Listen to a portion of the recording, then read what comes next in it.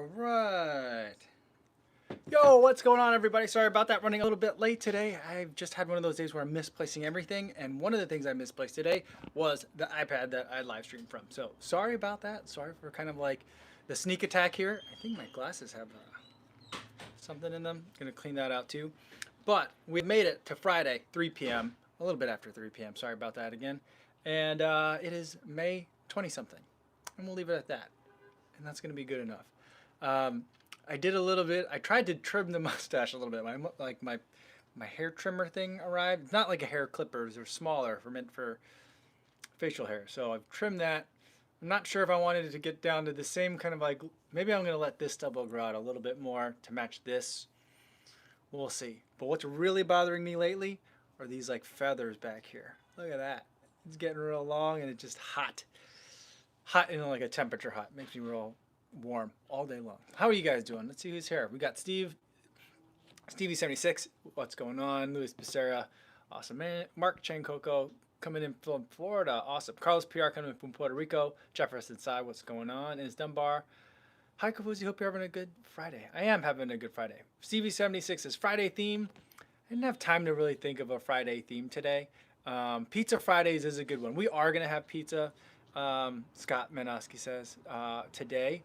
And I thought that, I think probably most people will have pizza on Fridays, but I think that I probably won't make it the theme for the podcast because then, if people have long runs on Saturday and having pizza on Friday messes up with them, I don't want to be responsible for people having bad runs on Saturday.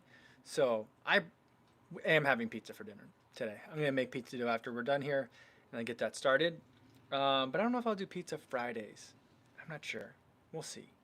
We'll see. I had an interesting conversation today with someone from Google. Someone from Google reached out to me and asked if I would want to try out a new product of theirs, which is called, I forget what it's called, but it's pretty cool. It's kind of like what we're doing here with the live stream already, but it's a non-video version. And I think that they're thinking about trying to figure out a way to make it like podcasts, but also more fun than podcasts. Since most people watching like YouTube, because YouTube doesn't like play if you like turn the screen off on your phone, you know? And so they introduced me to this product. I got a download link to try it out in beta, and I'm going to unleash it on you guys sometime soon. It'll be pretty cool. I'll explain it to you guys once I kind of get a better feel for it. But I think it's pretty interesting. So that was pretty fun for today. It was a nice little surprise. Yeah, and Stevie76 says, Google rep, you made it. Yeah, I feel like, it's cool to get the new product and try that. And then also, I feel like, it's, I think a good list to be on is on Google's list of, hey, let's give this guy some of the new tools first to test out. So yeah, J. Mike Remy says, yo, time to put a razor to the mop top.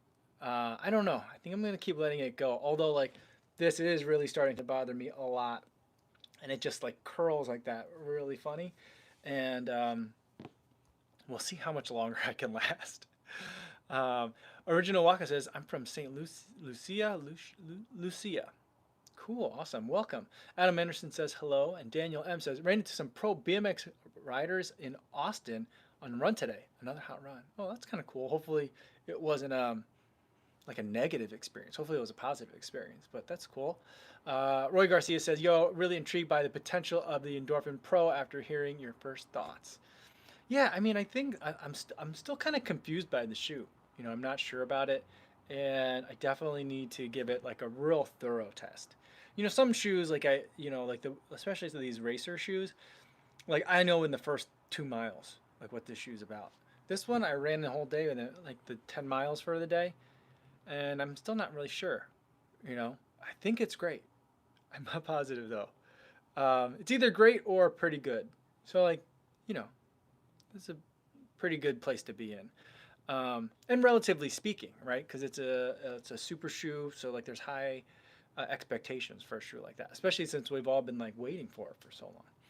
Martha says pasta Fridays before long runs. That could be a good one. I'm a big fan of like alliteration, and I know pizza is not alliterative either, but I was thinking like Friday fives. Maybe we do like top 5 lists on Fridays, but I didn't have time for that today because I do like like top fives. One of my roommates in college and a little bit afterwards. I guess I never actually lived with him in college, but I lived with him right after college. He was a huge fan of like on road trips. He would do top five lists, but he did them in a very serious way. Almost took the fun out of them. But it'd be like top five rock albums from the '70s, and I'd be like, oh, that's interesting, but I don't. My music knowledge isn't that great, and I was just like, I can't play. Sorry. But he was so serious about him, and like if you disagreed, it was like it wasn't like, oh, that's an interesting choice. It's like, how can you believe that? So, but I did like, and it did pass the time on a long road trip, and it was fun overall. So, um, I do like the top five lists. So maybe if it would be Friday fives, but I don't know. Not every day has to have a theme, but it does kind of help. It does make it nice. Steve just says carb load Friday. I think that's a good thing to do. We could do that. Michael Keating said he tried a new nearby trail today, and in retrospect, it was definitely intended for hiking. Big yikes! Yeah, I've done that before on accident. Um, it's been intense for me, but I'm glad you're back now. Hopefully, you made it back unscathed without injury. Uh, and I think I guess now you know why a lot of people don't run on it. Taco Chef says Google Wave is coming back. I don't know what Google Wave is. Um, Floria Radu says, have you had much progress in the Zoom Flynet? Significant speed boost. I ran in that shoe like 2 years ago, and I ran 100 miles in it, and then I was pretty much done with it. It was a good shoe. I like it. I like it much more in retrospect. I think that I liked it more than the Zoom Fly 3. Um, Although the Zoom Fly 3 is exciting in different ways. But yeah, so that was a good shoe. I liked it for my long, fast runs. You really feel like a strong sense of push off from that shoe, the way that the carbon fiber plate is loaded. And it reminds me very similarly of the Fuel Cell TC. Louis Becerra says, Google, yes to whatever it is. Yeah. Well, I mean, there is a Google office in Chicago, so like I would love to see like I know Chicago doesn't have a big YouTube presence, but it would be cool if there were a like a YouTube office in Chicago, like they have in like New York and London and LA. I know that we wouldn't have anything big as LA for sure, but just to have something would be kind of cool. Um, Trevor Holtzman says, any KOMs on Strava yet? I have no, I haven't.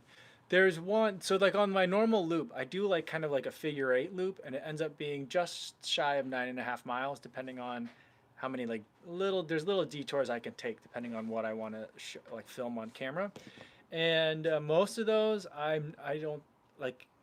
There's three of them that I like on there. One that I might be able to get because I don't think anyone ever takes that like particular stretch seriously. The other ones, I think they're so well traversed by other fast runners that even though people I don't think have tried to get those, but they have them and they've had them for a long time. One of them though that I ran today, that one I'm pretty sure that the people that have it were on a bike, or either that or they were on. It was one of those situations where like if you recorded your activity into Strava with your phone and the GPS went haywire, then it makes it look like you had like a 4 minute mile or a 5 minute mile. It could be something like that. I'm not sure. It's close enough that I'm not positive which one it is. Um, yeah. Amit Yavuz Pikel, good to see you again. Greetings from Istanbul, Kofuzi. Awesome. How are you? J. Mike Grimm says YouTube Premium plays when the screen is off and no commercials. No turning back after you try it. Oh, I didn't know that. That's interesting. I might have to try that then if it does that, because then like you could listen to podcasts on YouTube. Because I would find that very convenient. Because when I listen to podcasts and I use just the Apple Podcast app, that it's hard to like sequence in order, like the podcast you want to listen to. And I know you could like add to next, but I don't know how to see the list of what's in the queue, or rearrange the queue at all. But like I know how to make a watch list, So that's interesting. I'm gonna have to try that. Daniel M says it was fun with the BMX riders. He said the bike riders were doing incredibly dangerous tricks off some ledge, as they do, I guess. Um, but I'm glad you're okay, and I'm glad that it was cool. Nate Bird says first time catching this live. Great to see you, Nate. Welcome. Glad to have you here. Shannon Syed says, don't listen to J Mike Remy about your hair. He's a big bald bully. That's funny. Adam Steve says, interesting typography branding of the live stream vids versus your normal daily thumbnails. How'd you decide on that? I like very basic font. So for all the thumbnails, I've always just done basically something sans serif and simple, like Arial. I hate Calibri, and Helvetica seems too like obvious. Like everyone picks Helvetica, so I wanted to do something else. So like I think it's either Arial or something else that like I use GIMP, whatever GIMP defaults to. I don't think it's Arial. There's another sans serif font that I like. So I just use that. I keep it simple. And the way it's shaped is it stays within the safe zone. Because you know, like at the end of a YouTube video, you might see like now it does like the autoplay, but it used to very frequently show the grid of like here's 16 other videos that you might like and you can pick from one of them. Well, it chops off some of the edges of your thumbnail when it puts you in that view. So I always have figured out kind of where like the chop off parts are, and the font always fits within that area. So that way, if I'm in that grid view, the entire font will always show up. That's why it never goes edge to edge. So that's kind of what I pick for my thumbnails. And then for the live streams, I thought, the live stream's informal, and so I thought, and I do it from the iPad. So I thought maybe I'll just make the thumbnails on the iPad. So I take a picture of myself on the iPad, and then I have the pencil, which is right here. I have the pencil, and then I just write whatever I'm doing on there. And then I tried to fit it in a way, because when you do podcasts, the thumbnails are squares. And I try to do it in a way where it fit my face and like the text that I wanted to show, but it's been really hard. So like my face has been usually like cut off like this, and then there'll be text here. And then the last couple I just leave the text. So now I'm like taking my picture with my head to the side so I could put text here. So that's how I mean, it wasn't that I mean, I probably spent more time explaining it to you guys now than I did thinking about it at all. But I thought, just to differentiate visually which one is like the produced video and which one is a live stream. So J McRemy says, "Wait, is that serious?" Yeah, I don't know what Google Wave was. We use Google Chat for my work because we all have Google Voice numbers, and so that way we can give our cell phone numbers and text our clients without giving them our real numbers if we don't want to. Yeah, Google Wave was Slack before Slack was Slack. Oh, okay. I've never used Slack before because I'm a contractor. So like I'm always like, I don't really have that kind of integration with the team, and my company's small, 4 people, 5 people. So I've never actually used Slack before. I'm familiar with what it is, but I've actually never used it.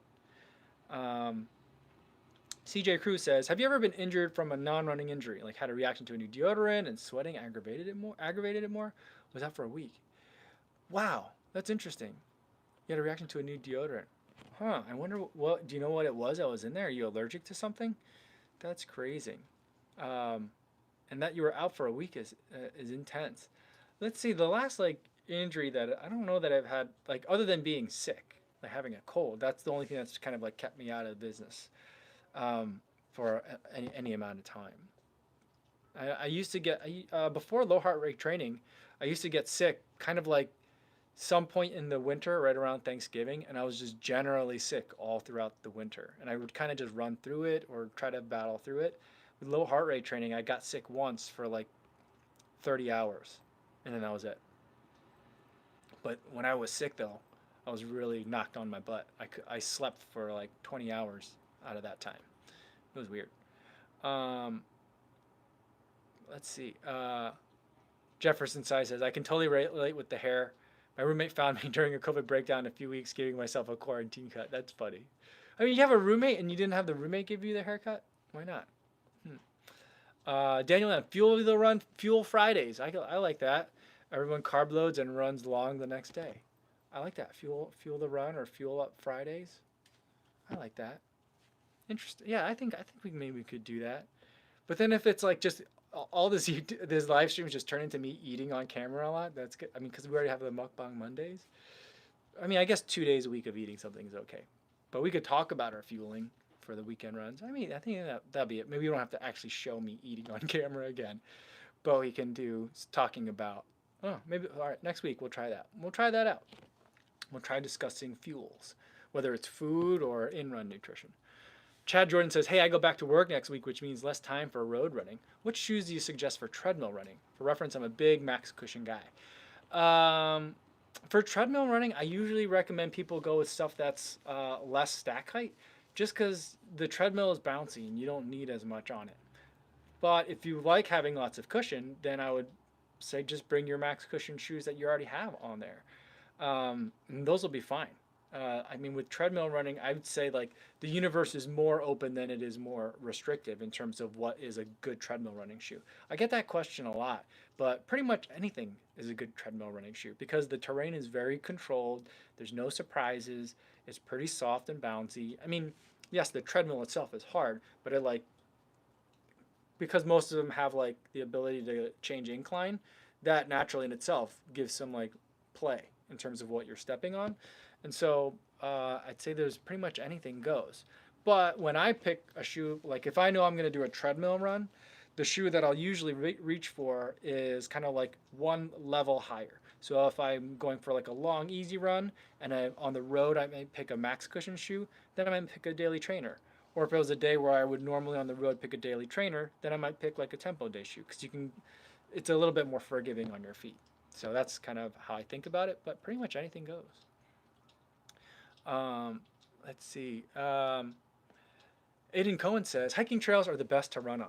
I like trail running a lot more than roads. Oh yeah, I mean I think Aiden though what he was saying is that like it was a trail that was like not intended for running because like it was pretty technical or you had to like actually do some not climbing but like like being on all fours to get through the terrain. Sometimes there's pretty quick drops in terms of like the rocks and all that kind of stuff. So I think that's kind of what he means. But it was like a trail, but not meant for running and definitely meant for hiking. That's what I assumed. Uh, Stevie76, one of my top 5 fonts. Uh, I don't know. Either is Arial, and that's pretty much it. And anything that looks like Arial. Those are the ones that I like. I don't like anything that's too adorned. I'll probably put Wingdings as number 5, or if I'm giving a bonus, Wingdings would be my number 5, just because like Wingdings is like a, I mean that's like a font nerd's joke like that plays every time. Wingdings is always the answer. But yeah, that's a very very obscure font Fridays. TV76 says, yeah. Every week we just talk. I mean, I bet you there's a podcast that talks about font or like typeface. Like they probably don't limit it to just font, but I bet you there's a podcast out there that talks about font. Uh, uh, Steve Ehrenberg says warmer weather in Chicago is making it harder to run with social distancing. Yes, that's true. With bike paths and sidewalks getting more crowded. Yep. I might have to consider running very early like you or late. We were running into that as well. I mean, I've been running early and I'm still seeing like kind of the same number of people, which is good. I mean, I wish it weren't because I wish there were more runners because that would be great if it was like we were our own like little like sub civilization, not sub civilization as in like beneath, but like subset of the civilization that all was like very active at like 4:30 and 5 o'clock in the morning. But I haven't seen that many people, and then but I do after the live streams usually go with my daughter. That's when she likes to like that. By that time of the day, she's getting a little stir crazy, and she wants to go for a bike ride. And so we go out for a bike ride, and we're trying to keep socially distant. But there's just everyone's out at that point of the day, like around 4:30, and then like some people are cutting off work from home and going out to run errands, and there's just tons of cars. So sometimes I've tried to have her ride in the street, but she's 8, and so like it's dicey. Um, like not just like in the street, but like in a bike lane. But even that just like makes me nervous that she's gonna get doored. Because if like a regular adult-sized bicyclist can get doored really easily, like an 8-year-old that's like half the height, in terms of how tall the helmet is, like is definitely gonna get doored. So it's been hard. So we're worried about it. I'd love to be able to like, I would love it if they would just close down some streets. My like only hope for that is like with restaurants, hopefully sometime soon or relatively soon, getting to have sidewalk seating as or outdoor seating as an option, there's been a second push for like, hey, can we close down some streets then? Because then we can have sidewalk seating like all the way into the street, and then we could serve more people, kind of thing. I don't know if that'll happen. I don't think it'll happen. Not in Chicago, but that'd be nice. Let's say Motivation Theory Running says, "Hey man, hello everyone, good to see you." Um, Floria Radu says, "Do you think the marathons will return soon?" I don't think so, because of the fact. I mean, someone was telling me. I think it was Luis, in Boston, was telling me that like there was another big event in Boston that was just approved to go, which was like the week before, like the week that like their current like restrictions on large gathering ends. Not quite as big. I mean, how many things are as big as the Boston Marathon? But not quite as big as that. But it was a bigger event, which made him feel optimistic for it. I think like having a big local event is one thing, but a big event that draws an international crowd is really hard. So like I can't imagine the Boston Marathon saying like we're gonna run the Boston Marathon with elites and people from like a 3 hour driving radius only. I can't imagine them doing that. It would either just be, and I really hope it's not like a Tokyo situation where it's just the elites that run it. That would make me upset. I understand how Tokyo did it, and that completely made sense to me. It was weird, but they did the best they could on like having very little time to make an adjustment. But like when they did, like if they were to do that now, I'd be like, then just don't do it.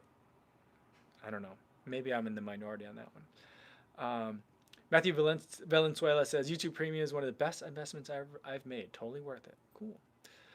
Michael Keating says, "Do you ever buy a second pair of a version of shoes and save them for when the first pair is run down and the shoe is no longer available? If so, how often? What shoe have you done this with?" I don't do it anymore because my shoe shopping habits are very different than most people's. But what I've done is the only other shoe that I've done that with is the Pegasus. I've done it with the Pegasus 32, the Pegasus 33, and the Pegasus 34. I've done that with. But I never like just bought a whole bunch. I just whenever I needed a new one, I just bought a new one. But that's a shoe that they just are constantly making throughout the year. So if it was a shoe that had like more of a limited production run, like the Rincon, would I think had that happen to it, like the Beacon One, like that one went out of stock like late into its life cycle, and I think that they just kind of stopped making new ones for a while. So it was like whenever like overstock or old stock kind of like appeared at some random retailer, like it got gobbled up fast because people really wanted it. Um, so yeah, those are some shoes that I would buy. Otherwise, for most of the shoes that I've ever wanted to do that with, in my experience, I could always just go buy more. So that's never been too much of an issue. Um, Daniel De Silva says, "Any tips on running with a mask? I live in Dubai and it's mandatory to use them, but it's so hard to breathe with them." I don't know how you would do that in Dubai, to be honest with you. That's just so hot. Um, yeah, that's hard. But there's only a couple of things that you can do is one, you can find the ones that are made out of like the stretchier neoprene like material, and those are a lot easier to breathe with, or have like a neck gaiter, like a Buff brand neck gaiter on, and those are a lot easier to breathe through, and they're intended to be breathed through, those things. They're not as protective from a disease transmission, like a public health perspective, but I feel like if you're doing it to comply with health regulations, then it'll certainly, like, I think it should qualify.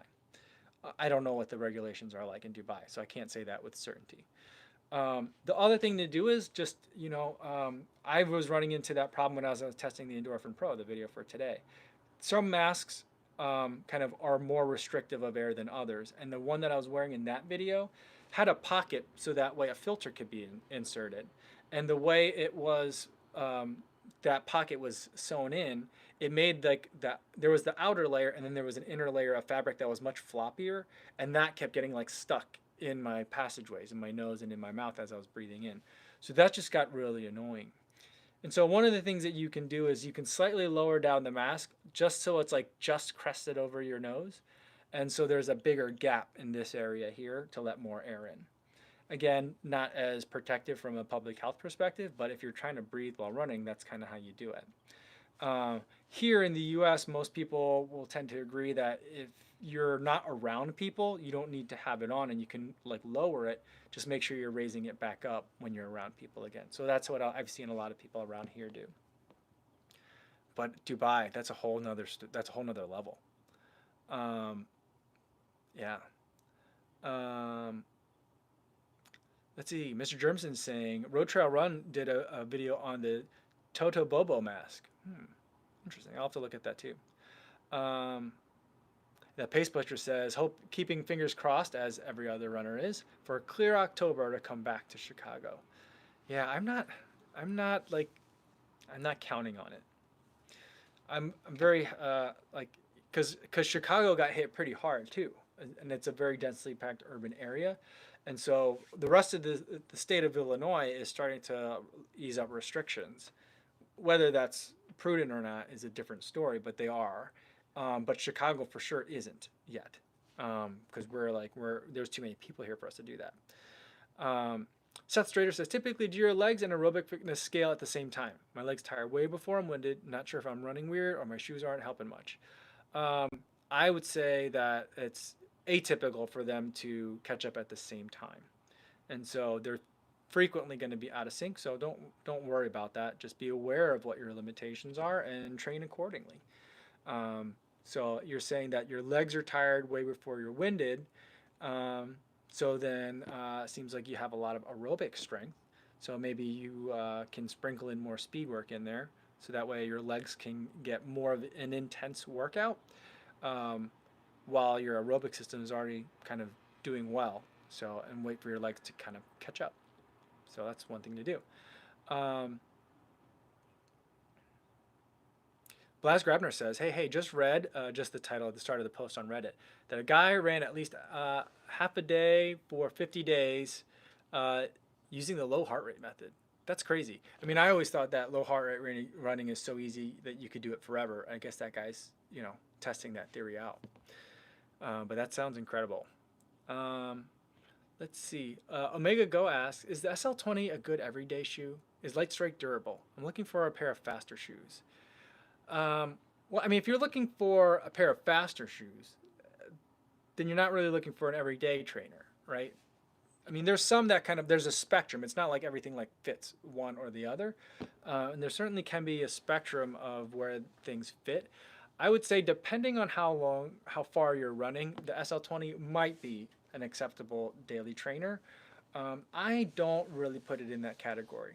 I'd say it's more forgiving than the Adios 5, but I would say it's not as forgiving as, say, the Boston 9. That's kind of where I slot it in there. And whether Light Strike's durable or not, I don't know yet. I still have to do more testing. Cave the Bear asks, what shoe do you think is more versatile, the Kinvara 11 or the Rincon? I think the Kinvara 11 is much more versatile. The upper is much more comfortable. And so the Rincon, yes, you can run slower paces in it because it's got that just giant midsole. But the toe box is so tight that like you wouldn't want it for like a low and slow, easy run. Christo Sorta says, do you use runner's knot? If our heel moves slightly, do we get a smaller size or do they not? Thanks. I don't use the runner's knot, and if the heel slippage is bothering you, then I would say try the runner's knot and see if that works. Some shoes just might not fit you, just the way they are, and no matter what size, like you might go down a size and gain heel like secureness at the expense of like the toes feeling too tight. The way that I explain it, and a lot of Nike shoes have a lot of heel slip, but there's other shoes. They're not the only ones. I say some shoes just have heel slip, and it feels like they're not that secure when you're walking around, like trying them on at the store. But I would say like get on a treadmill and really test it, because like a lot of times like that feeling just goes away once you're running, and it's fine. And like some shoes, like the Hyperion Tempo, which I really like that shoe, but it's got like stretchy laces and a knit upper, and that knit upper is not like sturdy enough for the speeds that you could be running in that shoe. And sometimes it feels like my foot's just gonna come like pop right out of the shoe, but it never has, and it still works. And I'm not turning ankles in it or anything. It feels stable enough, but every once in a while, it just feels like the shoe's gonna come off. Martha says, wingdings crack me up. It sounds like some kind of junk food. It sure does. I mean, the name is funny. The font looks funny. Like, I don't understand why it exists. Stevie76 says, I'm sure there's a story behind why wingdings exists. Stevie76 says, Times New Roman versus Times Old Roman. Good question. Um, Oski501 says, lots of virtual races being advertised on Instagram. Have you run in any? I have not. I'm not a big fan of the virtual races as for right now. I think it's great for a lot of other people, especially some beginner runners that are like maybe they're thinking maybe they've been too self-conscious to go to a race, or they thought it was like, yeah, what am I going to do all that for? Why would I want to do that kind of thing, like go to a race on a Saturday morning? But maybe now they're running a lot because it's like quarantine times and they're getting their exercise and they want to try 5K. I think that's fantastic. I love that. It's not for me though. I don't want to do that. I'm nervous about like just a lot of people being outside at the same time for the purpose of an event. And I know that statistically, it's not going to create any kind of like undue um, congregation of people. But just I don't know. I never really they never excited me. I never really liked them. People have asked me to do them, and I'm trying to as politely as possible say no because I don't. They don't make me feel great. Um, Carlos Tejas says, "Are there any races going on in the U.S. yet?" Not that I know of now, but yesterday we were talking about some people have signed up for races in the beginning of July, and those races have confirmed that they're planning on going right now. They're smaller races with, it's not going to be like, it's not the Peachtree 10K, where they have tens of thousands of runners, but I think some smaller races may start going soon in certain parts of the country. Blas Grebner says the Cushlon foam in the previous pegs, is that Zoom, not the Zoom X foam, or is that something different? Cushlon is like the foam that was in the shoe. When it says Zoom on the previous Pegasus, it's the pocket. That's what's the Zoom. So Zoom Air is what it's called.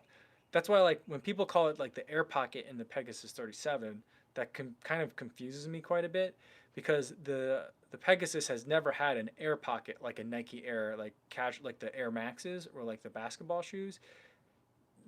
As far as I know, the Pegasus has always had Zoom Air, which is a little bit different, and that's what it is. So that's what's in the older Pegasus. Um, let's see. Uh, Melovelo is hoping that New York Souls happens this year. I don't see it, but if we're there, and if that's the point where we're at, that would be pretty great.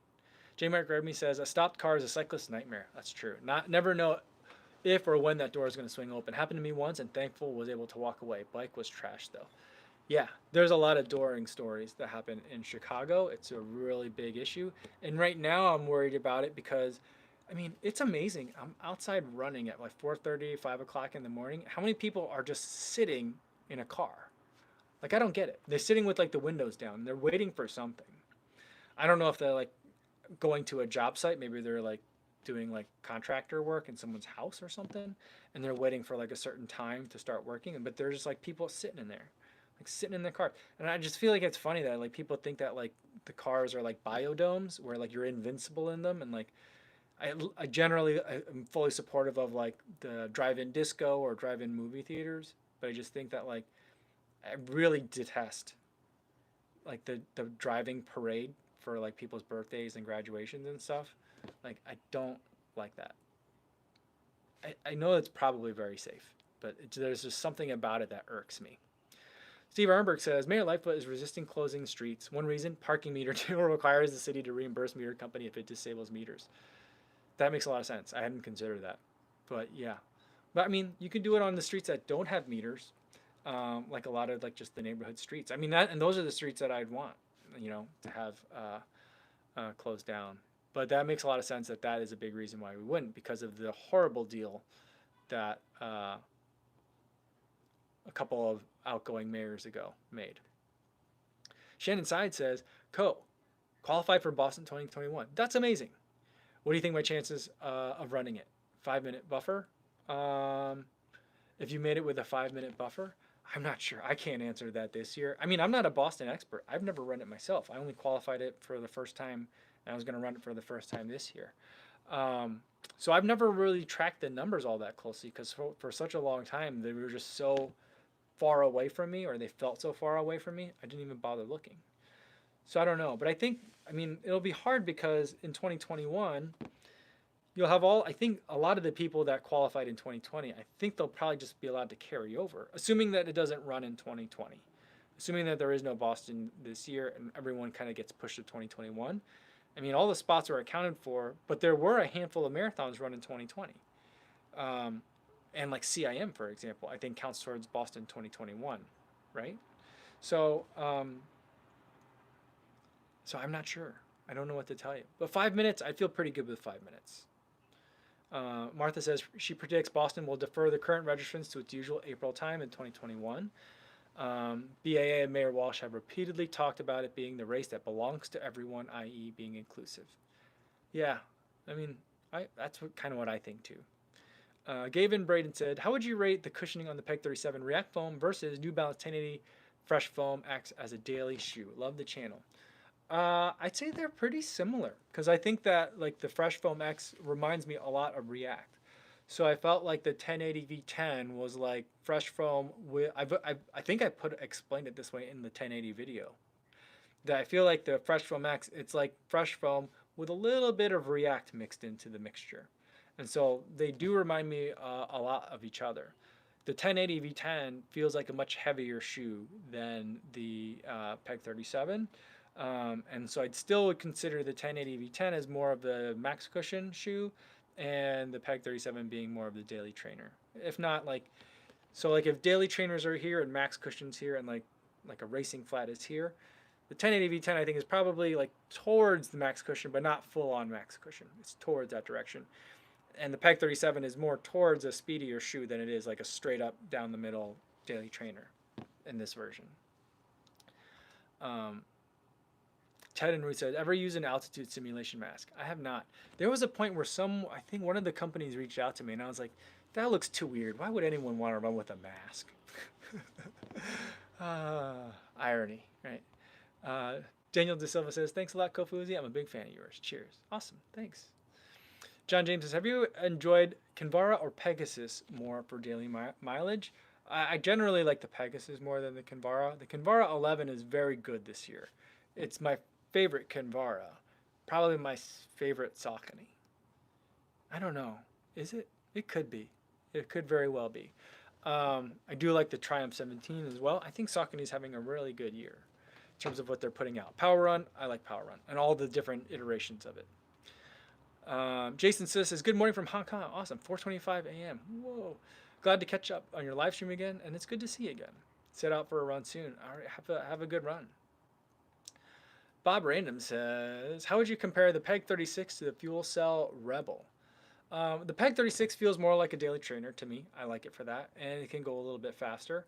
The Fuel Cell Rebel, I would prefer for going faster, but not necessarily a lot of the daily training that the Pegasus 36 could do. So again, if we're on this spectrum, max cushions over here, racing flats are over here. Like the Peg 36 is kind of like over here, like a pretty fast daily trainer. The Fuel Cell Rebel, I put it over here towards like your tempo day shoes. So, yeah. Super Schmaltz says, "I've heard that the Chicago Marathon is still on." I have not heard any real updates. Like every time like I see a Chicago Marathon post in my Instagram, I'm like, is this the one when they like officially cancel it? So I haven't heard like, I mean, I think that like they're optimistic that it'll still happen. I mean, I think the other like thing to consider about it is there's a lot of sponsors involved too. And so I think that for a lot of the companies that have already paid or could possibly pay, if there's potential for like sponsorship and like advertising that can continue to happen in this year. If the race gets canceled, I think that changes a lot of things. And so that's one of the reasons why I think that races may be reluctant to cancel. I don't think that's what's going on with the Chicago Marathon. I think it's more that they're like really hoping. I mean, October is still a really long time away. Think about how long a couple of days is right now. We got a couple of months till October, but then again, like think about how fast April went and how little has changed from April 1 to May 1, and now we're almost at June 1. So that's kind of like, that's how I feel on it. And those are my thoughts on kind of like all the major marathons. Eric Bensky says, "Do you ever have an issue with your big toe tearing through the upper?" In my previous Kinvara 10s, it happened at about 250 miles. My Freedom 3s, it's happening again around 270. I've never had that problem. But you know who else has that problem? Ginger Runner. Ginger Runner has that problem, and he used to have them on all the. I mean, I think some of the older Hokas did probably have some kind of like quality issues. Don't think that's really an issue now, but they definitely did. And he used to have that problem all the time. And I think that was like his barometer for like, is the shoe durable? Was whether like either his big toe would poke through or his pinky toe would poke through on the side. That would always happen to him. It never happened to me. I think I have smaller feet. I mean, size wise, but like, I think maybe he's getting shoes that are too tight for him. I don't know. Or maybe you are too. I mean, I don't know. Have you thought about the shoe sizing being the issue? Because I've never had that happen before on any of my shoes. Um, yeah. Ines Dunbar says, in a podcast I was listening to today, they were saying they were rethinking racing as they were enjoying just running so much now. I'm not a racer, so this hasn't changed running for me. Yeah, I mean, I think that like, uh, I think when races come back, I think they're going to be more popular than ever because there's more runners right now than ever. And I think that's a good thing. But I also think that a lot of people, and there was another article I was reading, I think I mentioned it yesterday, where they were anticipating that trail running is going to hit like a real big surge. One, because they're probably going to be able to come back first. And so like those that are have like the racing itch will probably try a lot of people, just like a lot of people are running their first 5Ks ever during these times. I think like 3 or 4 months from now, people will be running their first trail, like half marathons and trail marathons for the first time. And then so I think that there'll be a lot of that. So a lot of the people that are feeling that now, that are like, I'm never racing again, I don't need to race anymore. I think that that may be an overstatement. I'm not saying that they're like intentionally misleading themselves. I'm sure that's what they're really feeling today. But I think that if anything, they might switch to something that's different. But I can understand more from like the running philosophy kind of perspective. It makes you, it's like, yeah, it makes you examine it from an existential perspective. What's the point? So what? You PB'd, so what? You PR'd, so what? You didn't, you DNF'd. Who cares? Right? What does it change? It doesn't change anything. You're still the same runner before and after. So I think that like I can definitely see that there's a lot of that that's going to happen, um, and I think that's good for running, right? And so I think that what it will lead to is, I mean, you basically previously have had like serious like racers and then like fun runners. And I felt like there was a growing rift between those two groups. So there was the people that were like, I'm a corral. And I hate the people that will stop on the course to take a selfie, right? Even though the a corral people would never be around them except like before the race, right? So I think there was like that was happening. Um, and I hope that from all this time, we kind of all meet back towards the middle again, somewhere around Corral B, in the non elite section. But I think that hopefully that's kind of like what that sentiment is. And I do think racing will change. What I hope for is part of that meeting in the middle is that we find other things that we can celebrate running with, right? So like one of the things that I really love is Ragnar events, because you're all racing, but you're not racing each other to win. You're racing to complete the journey. Right? So I think that like relay events, stage events, I think are gonna once we can have them again, are gonna become much more popular. Um, I certainly can't wait to do another one, right? And so like I think those kinds of events where you're with more people and it's more social, and the competition is more like to complete the objective rather than to obtain a time. I hope that there'll be some increase in popularity of those. Um, Christian Arvin says, "My baby just pooped. Will he run now?" I don't know if he'll run now, but now would be the optimum time if the baby wanted to poop. Recycle on Wednesday says, I get holes in the top layer of my upper over my left big toe within a week because I'm very pigeon toed and catch my toe uh, on my other foot / the ground. Interesting. Okay. Have you ever tried a different socks? Like maybe a different sock, or if you cut your toenail differently, does that help? Or is it just like the weight of the toe is what's doing it? Or is it scratching it? I wonder. Dogu Dagarin is here. It says a little late, but hello. What's going on? Good to see you. Um, Christian Arvin says, no core stoppers, please. I'm trying to PR. Yeah, but you should be, if you're trying to PR, you should be ahead of them anyway. What does bother me, though, is when people that are in it for the selfie, and I'm not going to judge people that are in it for the selfie. As the guy that runs with the camera, I'm not going to judge. But if I were that person, I also wouldn't like elbow my way to be like at the front.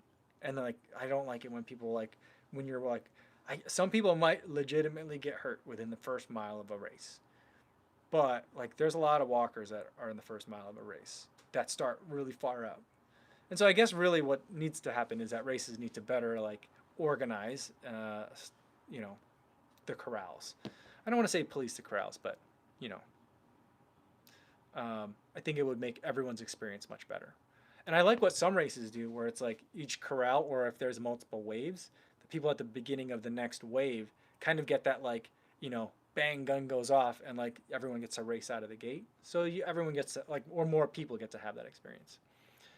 Um, Laurent Lefebvre says, I'm confused. When I look at the BQ marathon time, it says 3 hours is the accepted time, but then they seem to be not accepting everyone within a couple of minutes of that time. Could you explain better? Well, the reason for that is the Boston qualifying time means you qualify, like that's what you must run to be able to apply. It's not a guarantee that you get into it. And so the Boston Athletic Association will. Is there something like going on with my eye? It's like the reflection's hitting me weird. It looks like I have a shiner.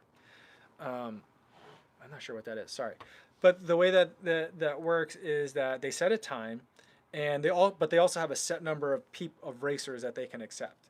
So it's not like the marathon trials, for example, where everyone that had met the Olympic standard, or the U.S. Olympic standard, is qualified to run the race. And this year they had like 700 runners.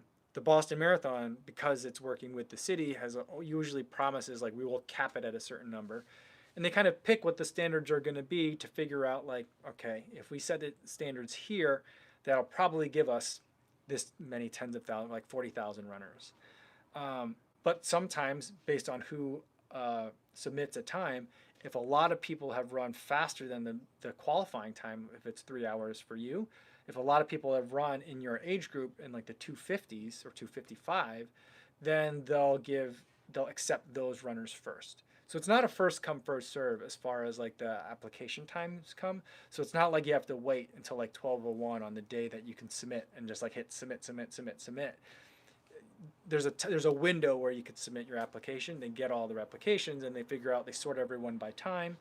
I think this is how it goes. They sort everyone by time, and then like all the fastest times that qualified get picked, and then they give you statistics later afterwards. And it seems like every time that like the minimum like accepted time is like more than 5 minutes faster than their standards, then they'll adjust the standards so that way it's 5 minutes earlier. So that's kind of how and why that works that way. All right. I think that's a good place to leave it for the weekend, especially because now I can't not see my eye. I think it's the shadow from like my lenses, or my frames here. It just looks like I've got like eyeshadow on or something, or I got punched in the face. So I'm really distracting myself. I think it's a good time for me to get going. But I've had a good time with you guys today. Thanks so much for stopping by. And I'll be back tomorrow on Instagram, 6 a.m. And I'll be back here on YouTube at 3 o'clock in the afternoon.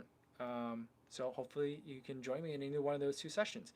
In the meantime, hope you guys are safe out there on your runs, and have a great weekend, everybody. And for those of you in the U.S., happy Memorial Day weekend. All right, take care.